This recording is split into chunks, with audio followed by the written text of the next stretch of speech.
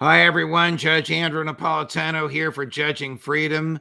Today is Wednesday, July 3rd, 2024, the day before the 4th of July holiday weekend. Congressman Dennis Kucinich is my guest today. Congressman Kucinich, of course, is the youngest mayor of Cleveland in its history and a longtime member of the House of Representatives, where he was truly the conscience of the Constitution, something that for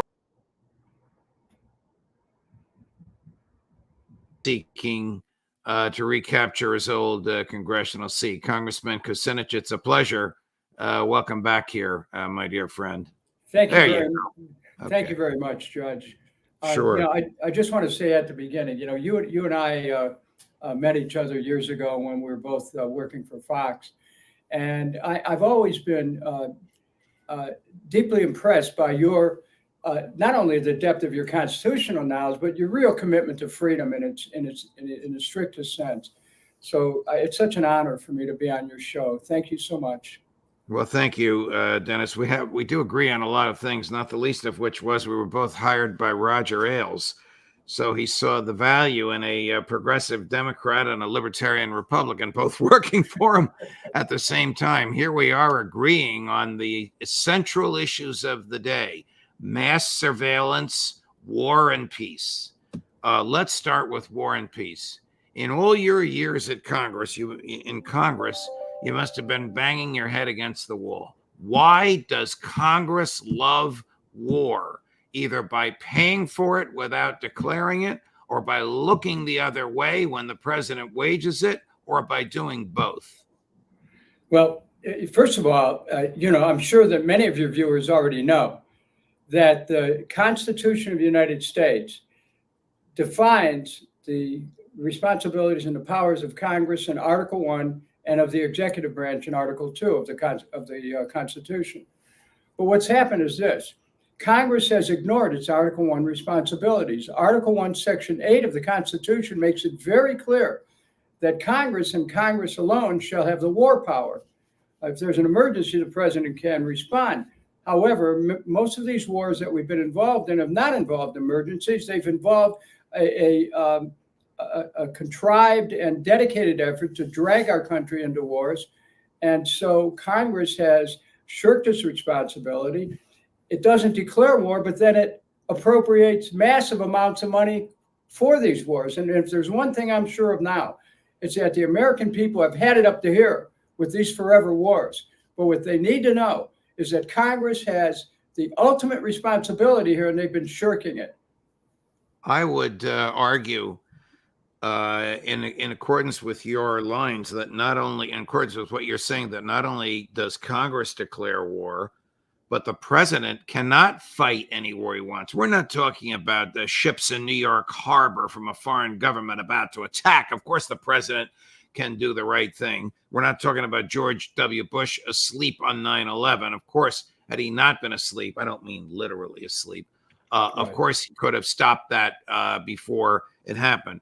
We're talking about these wars like in Ukraine, like when Barack Obama used the CIA to bomb Libya, and like all the slaughter that's going on in Gaza. Let's start with Ukraine. I would argue, Congressman, tell me if you agree with me, that even though Congress has the war power, due to treaties we've signed, it can't declare war on Russia. Russia poses no military threat to the United States at the present time. On the contrary, we pose a military threat to Russia. We just bombed their beach on Sevastopol on a Sunday afternoon of a holiday. Yeah, I will say that, first of all, the Ukrainian people have suffered mightily from this tug of war that started with the United States engineering a coup against the government of Ukraine, taking it over, and then beginning to advance a policy of aggressive action in both Donetsk and Luhansk provinces. So we have a situation where the United States, this government, has pushed for this war in Ukraine. The Ukrainians have lost over 600,000 people in this war. The flower of their youth has been decimated on a battlefield. They're now in a position where the government of Ukraine is privatizing massive amounts of farmland, which is another way of destroying the patrimony of Ukraine. Ukraine has been basically destroyed because of this war instinct.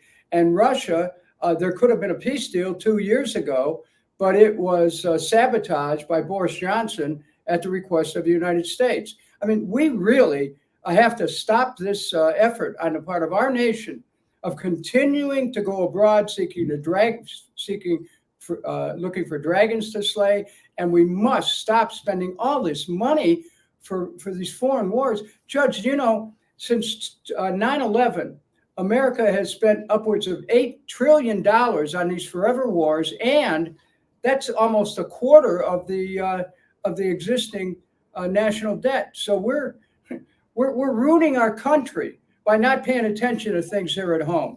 How do you, as a member of let's say you return to Congress, which I dearly, dearly hope that you are, how do you, as an independent in the House of Representatives, man, there may be a tie in the House of Representatives, which would make you the most powerful person on Capitol Hill, Congressman Kucinich. I can only dream about that. But how do you, as a member of the House of Representatives, deal with all your neocon colleagues who seem to populate 3/4 to 4/5 of the Congress? Look at the vote on the money going to Ukraine, Taiwan, and Israel. It was overwhelming. You had AOC and her progressive buddies on the left. You had Thomas Massie and his libertarian buddies on the right, and the vast majority of Congress in between voting spend, spend, spend, kill, kill, kill. Yeah, I mean, for my part, I raised my voice from the highest point in the land there on Capitol Hill, and I let people know exactly what's going on. They may not want to hear it. Unfortunately, those voices, which were much more powerful 20 years ago, have now been muted, particularly within the Democratic Party.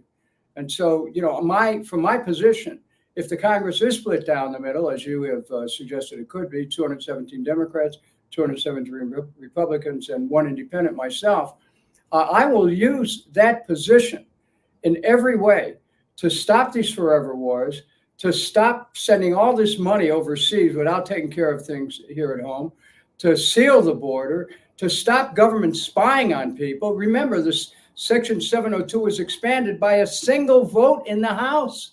Right. Had I been there, it would have never happened. And so, one person can make a difference, particularly in a split Congress. And I know how this works, Judge.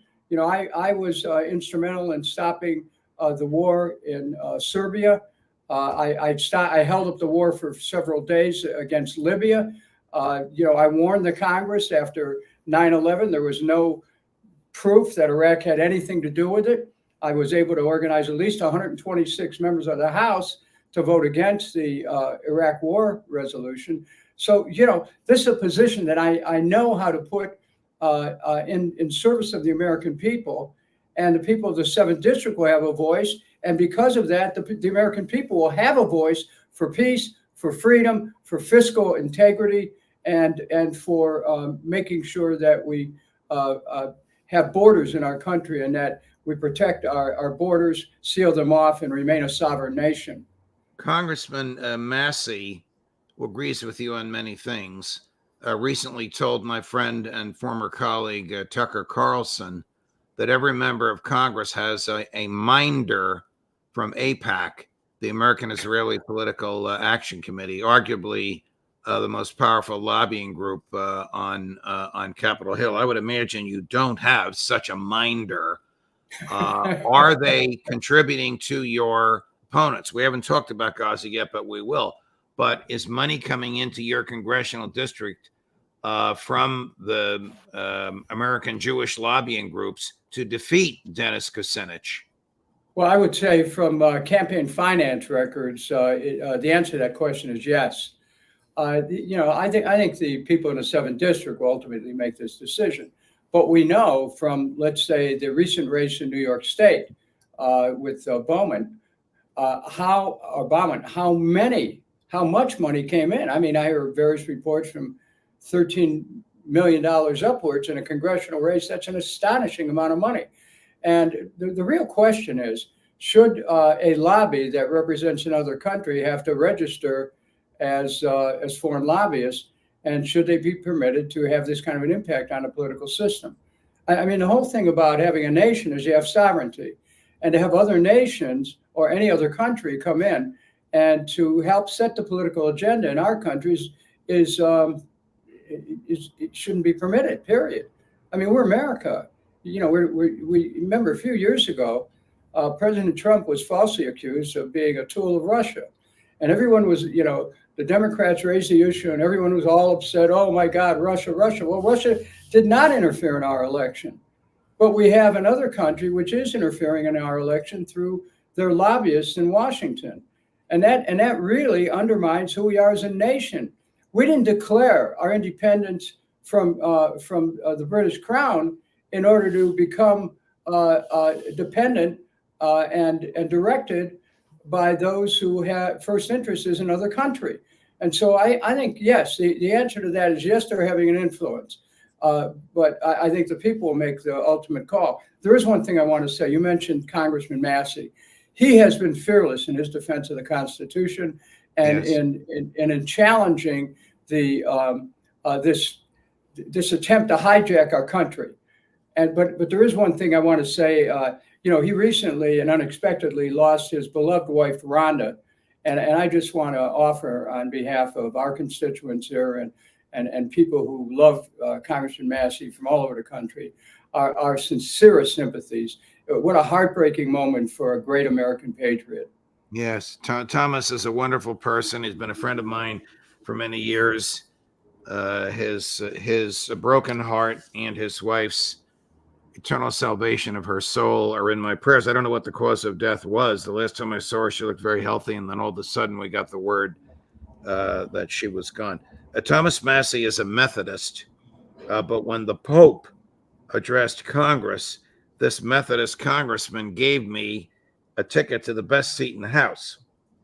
So there I was, seated, eye contact with the Pope. Behind the Pope was my Catholic governor of New Jersey friend, Chris Christie. Now we're across the whole House of Representatives, and he's mouthing me, "How did you get that seat?" He's looking at the back of the Pope. I'm making eye contact. Answer: a Protestant congressman named Thomas Massie. A great religious freedom is wonderful in America. Yeah. It's one of the many freedoms we celebrate on the 4th of July. Yeah, it's a great human being. Is trying to resist the impulse toward war, whether it's aid to Israel or whether it's aid to Ukraine, because the president of the United States has an antiquated Cold War view of Russia, which is no longer realistic. Is efforts to resist that fruitless in the Congress? It's imperative that we resist war. You know, we're in a whole new era. This Cold War mentality that you mentioned, Your Honor, is something that binds us to forever war. We have we're spending hundreds of billions of dollars now. We're going to at least add another $1 trillion to the national debt within the next couple of years because of the focus on war. What about things here at home? Don't we have enough problems here? I talk to people who are struggling with their mortgages, with their rent, with the cost of energy, with the cost of health care and food and education for their children and childcare, on. And their government's looking over here and not paying any attention to what the needs of the people are in America. I say, take care of things here at home. Quit going around the world looking for dragons to slay. Quit spending the hard-earned tax dollars of the American people in these forever wars. Stop it. And the Congress can cut off funds. That's what Congress's power is. But I think you will be a voice crying in the wilderness. As much as I agree with that voice and as much as I admire your courage and love you as a friend, I think they're going to turn a deaf ear to you because for some reason they love war, whether it's enriching the military-industrial complex, whether it's boasting back home, we're not afraid, we'll fight any war. You know that macho mentality. That has now infected the Democratic Party as well as the Republican Party. You will literally be a voice in the wilderness when you make these arguments on the floor of the House, if they let you make them. You know what this is like, what the House is like. It's not like the Senate. They're going to say, okay, Kucinich gets 2 minutes and nobody will listen. Your Honor, I know the rules of the House. I've studied them. And I know how to get into a debate. I know how to use parliamentary procedure. I know how to use the rules of the House to insert myself on behalf of my constituents into debates about these great issues that you talk about. And this truly is a moment when one person can make a difference. A single voice that speaks out loud can change the world. And I'm there to help redirect by working with both sides of the aisle, because I have the ability to do that. I've always had friends on both sides of the aisle. But as an independent, I'll be in a position to be able to help steer America in a different course. I mean, right now, except for the few people that you mentioned, Congress is basically on a course towards endless war. But our nation cannot survive that. We cannot survive it. And so I know how to define the key issues. For example, a couple of weeks ago, I let the American people know that in the National Defense Authorization Act, there's a provision to have automatic registration for the draft. And the Senate version wants to include women. We'd have the government putting into the database 32 million young Americans who, to me, it could be a form of slavery where you reach out and you grab people and you put these databases together and you create these wars. And then you bring the young people in and put their lives on the line for what? So, we're losing our freedom in this country because of wars. That's the other issue. It's not just an undermining of the budget. Well, you're right about that. And the legislation you talked about, the NDAA, the National Defense Authorization Act, which is about 1,000 pages long, there's no debate on over the draft. They just sneak it in. The draft absolutely is a form of slavery. I would argue it's unconstitutional morally from the perspective of the natural law, and unconstitutional from the perspective of the 13th Amendment, which prohibits slavery except as punishment for a crime. But you're talking about conscripting people against their will for an opportunistic war that the United States it doesn't even have a dog in the race. I don't know that the American people will accept that, Dennis, but the Congress, which represents special interests, is going to give it to us anyway. Well, if they're coming for your kids, let me tell you, I'm someone, I helped get the word out about this. And you're right about the constitutional implications. I have focused on the 4th and 5th Amendment as being in play here with automatic registration for the draft. And again, American people largely don't know about this, and they don't learn about it until afterwards. Remember, I voted against the Patriot Act because I read it. Right. And most members didn't even read it because they swapped the bill out at the last minute.